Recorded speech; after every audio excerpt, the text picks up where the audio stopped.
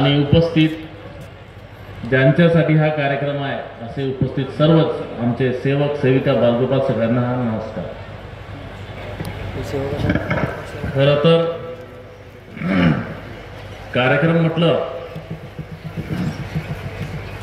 तत्व शब्द नियम आणि चर्चा बैठक त्याच्यावरच आधारित असते की आपला आपला मार्गदर्शन आपला आपला अनुभव सेवकामधून ज्येष्ठ सेवकांचा नवीन सेवकांमध्ये जाईल आणि इथे आलेल्या सर्वच सेवक इथून काहीतरी घेऊन जातील या मानव धर्माच्या पुढील वाटचालीसाठी।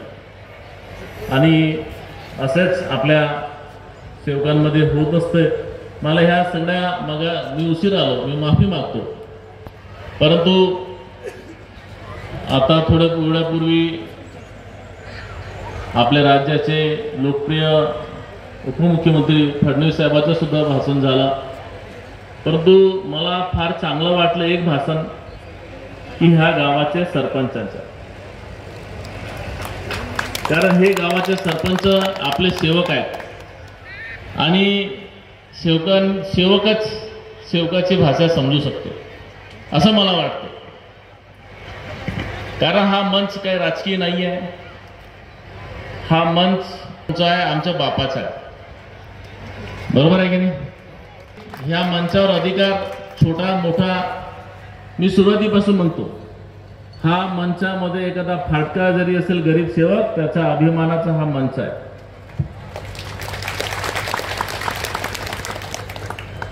कारण नेते येतील नेते जातील, पण आमचा सेवक हा आयुष्यभर इथे बसला राहील बसेल आणि त्याच्याच खांद्यावर ही मानव धर्माची जी काही जबाबदारी आहे ती पुढे नेण्याची। नक्कीच खूप सारे विषय असतात। मी मुद्दाम एक सांगेल की या चर्चा बैठकीच्या माध्यमानं आपण ज्या पद्धतीने व्यसनमुक्तीवरती मात केलेला आहे, आज व्यसनमुक्तीवर मात केलं नसतं तर कदाचित तुमच्यातला एक सेवक नरेंद्र भोंडेकर सुद्धा निर्माण झाला नसता, हे तेवढीच सत्य आहे।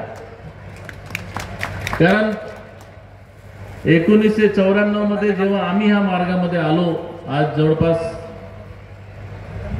30 वर्ष होत आहेत,